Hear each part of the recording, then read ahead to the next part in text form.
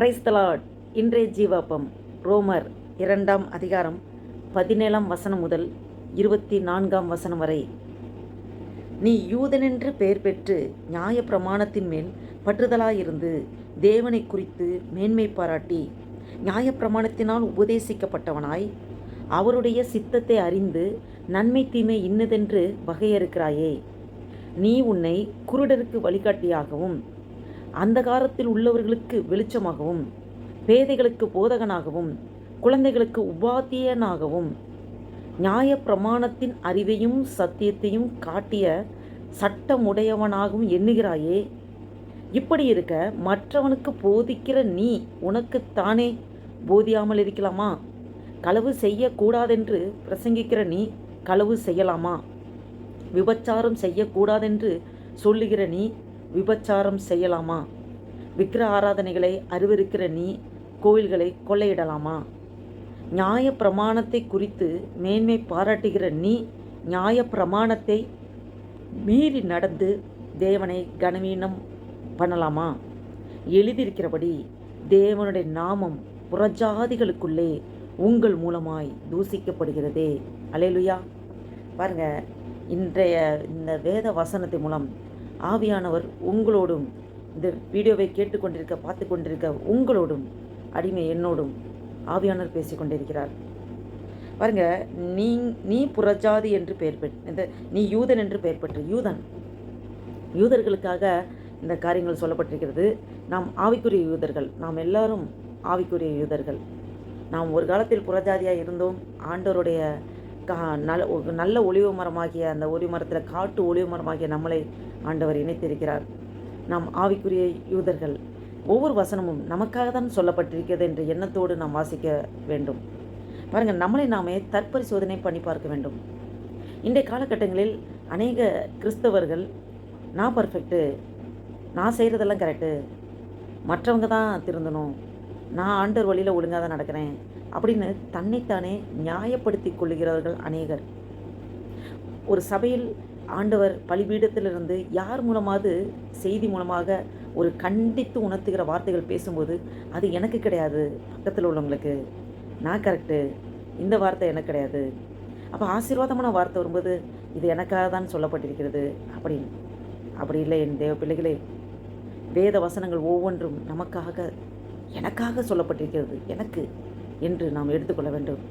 பாருங்கள், நீ யூதன் என்று பெயர் பெற்று, நாம் ஆவிக்குரிய யூதர்கள் என்று பெயர் பெற்று நியாய பிரமாணத்தின் மேல் பற்றுதலாக இருந்து, நியாய பிரமாணமாகிய இந்த வேதாமம் ஆண்டவர் நமக்கு கரங்களில் கொடுக்கப்பட்டிருக்கிறது, இதன் மேல் பற்றுதலாக இருந்து, பாருங்க, நீ யூதன் என்று பெயர் பெற்று நியாய பிரமாணத்தின் மேல் பற்றுதலாக இருந்து தேவனை குறித்து மேன்மை பாராட்டி, ஆண்டவரை எப்போதும் துதிக்கிறோம், ஆராதிக்கிறோம், ஆண்டவருக்கு ஸ்தோத்திரங்களை செலுத்துகிறோம், நன்றி செலுத்துகிறோம், கர்த்தர் நல்லவர், அவரை உயர்த்துகிறோம், மேன்மை பாராட்டுகிறோம்.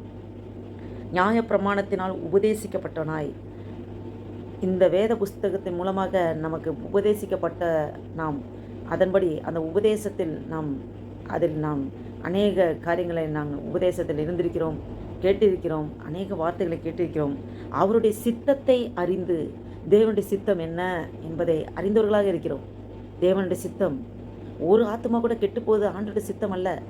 ஒவ்வொரு ஆத்மாவும் ரட்சிக்கப்பட்டு பரலோகத்தில் வந்தடைய வேண்டும் என்பதற்காக தான் அவருடைய வருகையை தாமதித்து கொண்டிருக்கிறார். அவருக்குள்ள ஆத்ம பாரம் இருக்கிறது. அவருடைய சித்தம் நாம் அறிந்திருக்கிறோம். நன்மை தீமை இன்னதென்று வகையிருக்கிறாயே, நம்மளை தான் ஆண்டு சொல்கிறார். நன்மை எது தீமை எது என்பதை நன்றாக தெரிந்திருக்கிறையே. நீ உன்னை குருடருக்கு வழிகாட்டியாகும் அந்தகாரத்தில் உள்ளவர்களுக்கு வெளிச்சமாகும். குருடராக இருக்கிறவங்க, ஆண்டவர் அறியாதவர்கள், இருளில் வாழ்கிறவர்கள் ஒளிநடத்து கடந்து வர வழிகாட்டுகிறவர்களாகவும் நாம் அவர்களுக்கு சுவிசேஷம் அறிக்கிறவர்களாகவும், இன்னும் அந்த காலத்தில் உள்ளவர்களுக்கு வெளிச்சமாகும், பாவத்தில் உள்ளவர்களுக்கு பாவத்திலிருந்து மீட்டு எடுக்கிறதுக்கு வெளிச்சத்தை காண்பித்து கொடுத்து, ஆண்டவரை காண்பித்து கொடுத்து, வசனத்தை காண்பித்து கொடுத்து, இந்த வழியே நடவுங்கள் என்று நாம் காண்பித்து கொடுக்கிறவர்களாகவும் இருந்திருக்கிறோம். பேதைகளுக்கு போதகனாகவும், ஆண்டவரை அறியாத பேதைகள் அவர்களுக்கு நல்ல ஒரு போதகனாக அவங்களுக்கு சொல்லிக் கொடுத்து பேதையிலிருந்து மீண்டு வர நாம் அநேக பிரயாசப்படுகிறோம், செய்கிறோம். குழந்தைகளுக்கு உபாத்தியனாகவும், குழந்தைகள் அவர்களுக்கு நல்வழியில் கற்றுக் கொடுத்து அவங்க நல்ல வழியில் டீச் பண்ணி அவங்கள கிறிஸ்துவோட வழியில் நடத்துகிற அந்த பாதை, அதை செய்கிறவர்களாகவும் நியாயப்பிரமாணத்தின் அறிவையும் சத்தியத்தையும் காட்டிய சட்டமுடையவனாகவும் எண்ணுகிறாயே. நியாயப்பிரமாணத்தின் அறிவு, அதோடைய சத்தியம், சத்தியத்தின் ஆழம், இதெல்லாம் அந்த சட்ட திட்டங்கள்லாம் எப்படிப்பட்டதுன்ற எண்ணமுடையவர்களாய் நாம் அப்படிப்பட்டவள், நான் அப்படிப்பட்டவன் அப்படிங்கிற எண்ணம் நமக்குள்ளே நாம் நினைத்து கொண்டிருக்கிறோம். இப்படி இருக்க மற்றவனுக்கு போதிக்கிற நீ உனக்கு தானே போதியாமல் இருக்கலாமா? ஆண்டவர் கேட்கிறார். அப்போஸ்தலனாகிய பவுல் இந்த காரியங்கள் எழுதப்பட்டிருக்கிறது. இந்த நிருபங்கள் இது தேவ ஆவியினாலே எழுதப்பட்டது. ஒவ்வொரு வார்த்தைகளும் ஆவியானவர் உங்களோடும் என்னோடு தான் பேசிக்கொண்டிருக்கிறார். நாம் நாமே நியாயப்படுத்துகிறோம் அநேக காரியங்களில். நான் தவறாமல் ஆலயத்துக்கு போகிறேன், ஆலயத்தில் தேவ வசனத்தை கேட்கிறேன், அதுபடி நடக்கிறேன், ஆண்டவரை துதிக்கிறேன், ஆராதிக்கிறேன், ஆண்டவர் சுவிசேஷம் சொல்லியிருக்காரு, அநேகருக்கு நான் சுவிசேஷம் சொல்கிறேன், நான் ஒர்க் பண்ணுற இடத்துல ஆண்டவர் அறியாதவர்களுக்கு நான் சுவிசேஷம் சொல்கிறேன், ஆண்டோட நல்வழியில் அவரோட வழியில் இவர்களுக்கு பாதையை காண்பித்து தருகிறேன், நியாய பிரமாணத்தை ஃபாலோ பண்ணுறேன், கர்த்தருடைய வேத புஸ்தகத்தில் உள்ள காரியங்களை நான் கடைபிடிக்கிறேன், நான் சட்டமாய் நீதியாய் ஒழுங்காய் இருக்கிறேன் என்று நம்மளை நாம் பெருமை பாராட்டி சொல்வதற்கு ஒன்றுமே இல்லை. இப்படி இருக்க ஆண்டவர் கேட்கிறார், மற்றவனுக்கு போதிக்கிற நீ உனக்கு தானே போதியாமல் இருக்கலாமா? களவு செய்யக்கூடாதென்று பிரசங்கிக்கிற நீ களவு செய்யலாமா? ஆண்டவர் அநேக காரியங்களை கேட்குறார். அப்போ நம்மக்கிட்ட பாவி, அதாவது நம்மக்கிட்ட உள்ளது நாம் பாவி என்று நாம் உணர வேண்டும். நாம் கரெக்டு பர்ஃபெக்டுன்னு நினைக்கவே கூடாது. யாருமே இந்த உலகத்தில் மனிதனாக இருக்கிற யாருமே நல்லவங்க கிடையாது. இயேசு கிறிஸ்துவே பிதா ஒருவர் தவிர வேறு யாருமே நல்லவங்க கிடையாதுன்னு சொல்லும்போது நம்ம எந்த விதத்தில் நம்மளை நினைக்க முடியும்? பாருங்கள், விபச்சாரம் செய்யக்கூடாதென்று சொல்லுகிற நீ விபச்சாரம் செய்யலாமா? விக்கிரகங்களை அருவருக்கிற நீ கோவில்களை கொள்ளையிடலாமா? நியாய பிரமாணத்தை குறித்து மேன்மை பாராட்டுகிற நீ நியாய பிரமாணத்தை மீறி நடந்து தேவனை கனவீனம் பண்ணலாமா? பாருங்கள், எவ்வளோ காரியங்கள் இருக்குது, எவ்வளோ காரியங்கள். ஒன்றுன்னா ஆவியானவர் பேசுகிறார். மற்றவனுக்கு போதிக்கிற நீ, நம்ம மற்றவங்க போதிக்கும்போது நாம் எப்படி இருக்கிறோம் என்பதை நாம் உணர வேண்டும். அடுத்த களவு செய்யக்கூடாது என்று பிரசங்கிக்கிற நீ களவு செய்யலாமா? விபச்சாரம் செய்யக்கூடாது என்று சொல்லுகிற நீ விபச்சாரம் செய்யலாமா? விக்கிரகங்களை அருவருக்கிற நீ கோவில்களை கொள்ளையிடலாமா? நியாய பிரமாணத்தை குறித்து மேன்மை பாராட்டுகிற நீ, நான் பைபிள் படி நடக்கிறேன், நான் ஒழுங்காக நடக்கிறேன், இதில் உள்ளபடி தான் நடக்கிறேன் அப்படின்னு மேன்மை பாராட்டுகிற நீ நியாய பிரமாணத்தை மீறி நடந்து தேவனை கனவீனம் பண்ணலாமா? இது ஆவியானவர் உங்களோடும் என்னோடு பேசிக்கொண்டிருக்கிறார். இது ஒரு எச்சரிப்பின் வார்த்தை. இப்படி எழுதியிருக்கிறபடி என்ன சொல்ல வருகிறார் என்றால், தேவனுடைய நாமம் புறஜாதிகளுக்குள்ளே உங்கள் மூலமாய் தூசிக்கப்படுகிறதே. அல்லேலூயா. தேவனுடைய நாமம் புறஜாதிகள் அநேகர் இருக்கிறாங்க நம்மளை சுற்றி. நம்ம இந்திய தேசத்தில் போனால் அநேகர் புறஜாதிகள், இங்கே பார்த்தா முஸ்லீம் ஜனங்க, இன்னும் தேவனை அறியாத பிள்ளைகள் அநேகர் இருக்கிறாங்க. தேவனுடைய நாமம் புறஜாதிகளுக்குள்ளே உங்கள் மூலமாய் தூசிக்கப்படுகிறதே. பாருங்கள், நம் மூலமாய் தூசிக்கப்படுகிறது. ஆண்டவரே, என் மூலமாய் தூசிக்கப்படுகிறதா? அப்போ நாம் ஒன்று செய்ய வேண்டும். தினமும் வர ரத்தத்தினாலே நாம் கழுவப்பட்டவர்களாக மாற வேண்டும். ஆண்டவரே, நான் ஒன்றும் இல்லை ஆண்டவரே, நான் வெறுமை, என்னை தாழ்த்துகிறேன், என்னை அர்ப்பணிக்கிறேன். என்னையே நான் பெருமை பாராட்டி ஏதாவது சிந்தைகளில் கூட நினைத்திருந்தால் என்னை ஒரு விஷயம் கழுவுங்கப்பா, உடைய ரத்தத்தினாலே என்னை சுத்திக்கிறீங்கப்பா, பரிசுத்தப்படுத்துங்க. ஒருபோதும் உடைய நாமம் என்ன நிமித்தம் தூசிக்கப்படக்கூடாது ஆண்டவரே. என்னை காண்கிறவர்கள் உம்மை காண வேண்டும். கிறிஸ்தவர் என்று சொல்லும்போது கிறிஸ்து அவர் என்று சொல்லும்படியாக எனக்குள்ளே கிறிஸ்து இருப்பதை நான் பிரதிபலிக்கிறவர்களாக இருக்க வேண்டும். ஆண்டவரே, நீங்கள் உலகத்துக்கு ஒளியாக இருக்கிறீங்க என்று சொல்லியிருக்கீங்க. நாங்கள் அநேகருக்கு, புறஜாதிகளுக்கு எல்லாருக்கும் ஒளி கொடுக்கிறவர்களாக இருக்க வேண்டும்.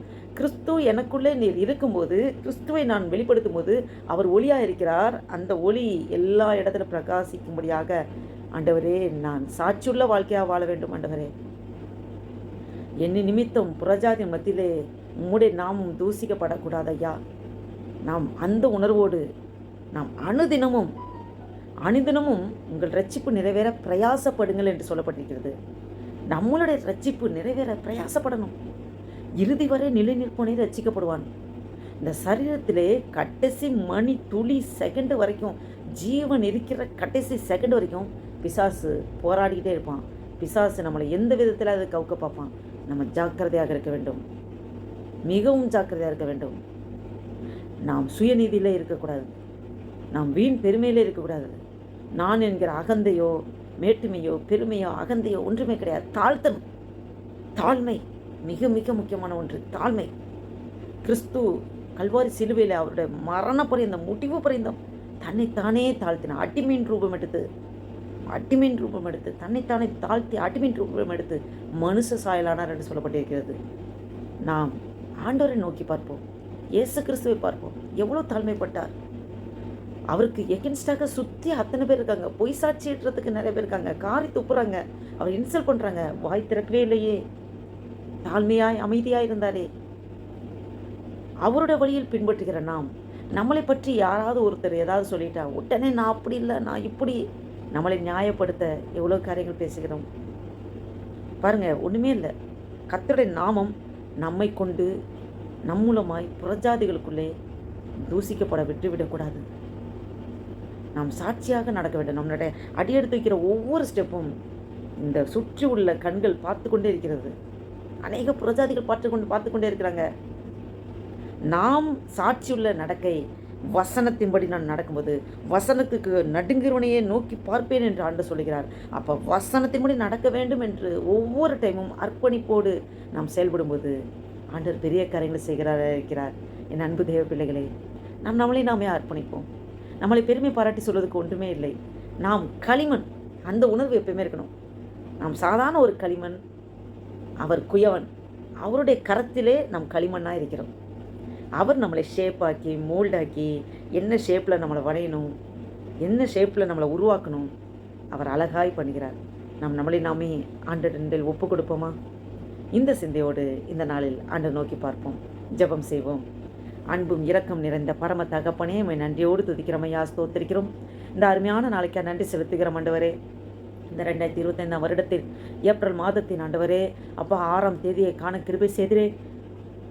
உமக்கு கோடாடு கொடி ஸ்தோத்திரம் ஐயா. நன்றி அப்பா, நன்றி அப்பா. அந்த வேத வசனத்தின் மூலம் எங்களோடு நீர் பேசி கொண்டிருக்கிற ஆண்டவரே அப்பா, நாங்கள் ஒருபோதும் சுயநீதியில் அப்பா எங்களை நாங்கள் பெருமை பாராட்டி எந்த விதத்தில் நாங்கள் நடக்கக்கூடாது ஆண்டவரே.